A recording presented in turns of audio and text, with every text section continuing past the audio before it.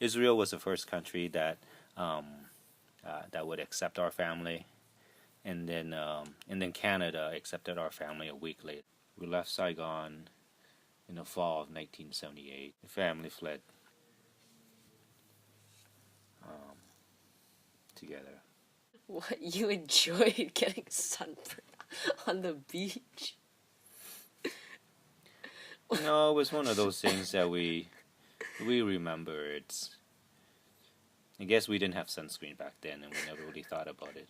The boat actually headed to Bangkok as the initial first stop, but it was turned around. So what I have just done is I have just interviewed my dad about his Vietnamese immigration, and we did kind of like a podcast setting.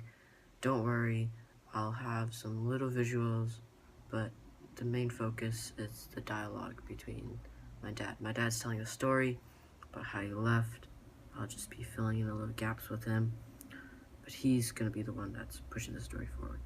So I guess that will just start playing the audio right about now. My name is Steve Kale. I am an engineer living here in Vancouver. I grew up in Saigon before it became Ho Chi Minh City. We left Saigon in the fall of 1978. I remember a boat landing in Manila Bay in the Philippines on Boxing Day 1978. We were on the boat for a little while before they allowed us, some of us, to move to the camp on land. The family fled together.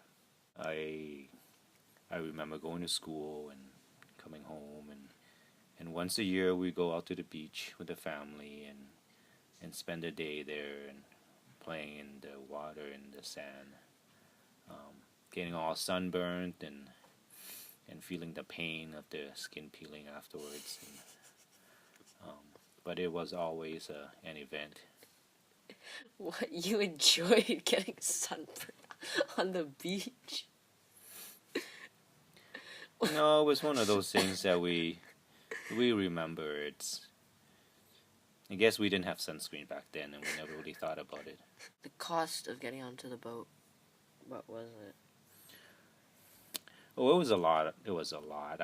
Just from stories I've heard from my parents, their the payment was quite steep, and that, and it basically meant that you have to sell everything that you have so that you could afford to leave. And then once you sold your houses, you had to go to relatives?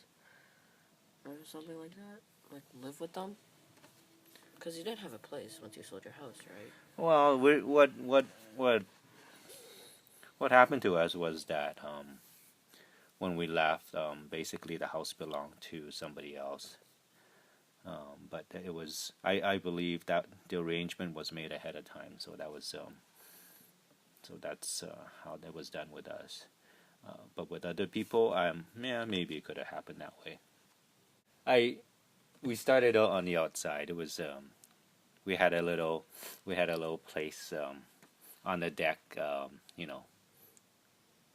It just enough for about 8 people to sit down. But later we were lucky. We were able to get a small room inside as one of the crew's cabin in exchange for my mom's jewelry and a lot of her valuables. So we were able to stay in there. And how many members were with you? Well, we traveled with my aunt and uncle too, and so there were 8 of us all together. But inside the cabin, it was big enough to fit 4 people, so we squeezed 6 in there. My dad and my uncle were outside a lot, and then we were also sharing it with another family. So many times the adults were outside, and the kids get to sleep inside, but the adults were mainly outside. Either sitting in the hallways or just finding another spot somewhere on the ship. Yeah, from the time it left Vietnam to the time we got to Manila, the boat actually headed to Bangkok as the initial first stop, but it was turned around, and because they didn't allow the boat to stay there, and then it tried to go to Indonesia and Brunei, but again it was denied access, and we ended up in the Philippines. Even there, they didn't allow the boat to dock.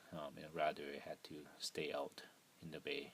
Wait, so you went to Thailand, got turned around, went to Hong Kong, got turned No, around. I didn't go. We didn't go Oh, to Hong Kong. you didn't go to Hong Kong. Wait, what was the second stop? Indonesia, Indonesia, got turned around, and then you went to Brunei, and then So- Manila Bay. Yeah. Okay, so you went to four different places. So is that why you spent so long on the boat? Yeah. Yep. As you can imagine, a lot of the people that were on the boat were not used to sailing through the ocean and with all the large waves and things like that. So many people were sick. Yeah, there were a lot of motion sickness going on, and it wasn't that pleasant, to tell you the truth. I remember that many of us thought that it was better not to eat because then we wouldn't have anything to throw up. The bathrooms were sort of like going camping. Non-existent. So there was a little platform made so people can step out onto the platform under this planks of wood and just basically squat there and do their business into the ocean. So were there any other dangers when it came to sea life? Well, for us, staying inside the room was a way to stay out of danger. But I've heard that occasionally people did fall overboard and were lost. Another danger was probably the weather, right? Or the waves. Sure, it was rough, and whenever it was stormy, definitely the waves would come over and crash onto the decks, right on top of where everyone was. So it was wet and cold. After you spent about 4 months on the boat, you landed in Manila? Yeah, at that time, the Philippine government has already accepted a lot of refugees, so there wasn't room for more because they were afraid of overcrowding, and then there would be hygiene issues too. So they kept everyone on the boat, and unless you needed medical attention, then they would get you to the hospital. But otherwise, most of the people stayed on the boat, and until they found a sponsoring country to take on the refugee. Then you temporarily moved onto land as you get ready to fly to your new country. Israel was the first country that would accept our family, and then Canada accepted our family a week later. So my mom and dad decided to go to Canada, but they were all prepared to accept Israel's offer and move there. Had Canada not come in right afterwards and accepted us, I'm pretty sure our family would have ended up in Israel. Wait, with this process, would you apply to different countries and then get like a acceptance form? Or... Sure. At that time, there were quite a few European countries, and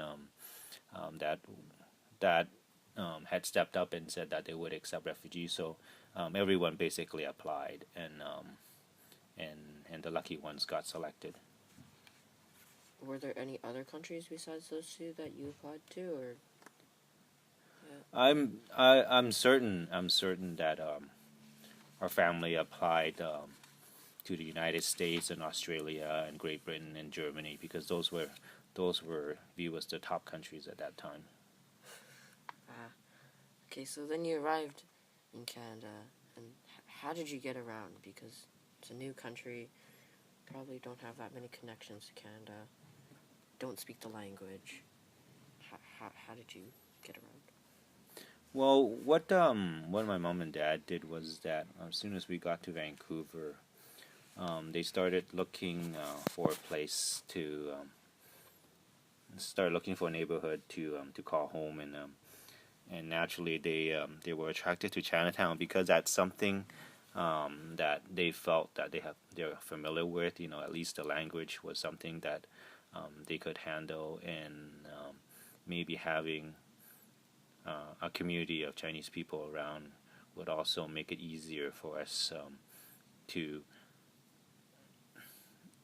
to assimilate.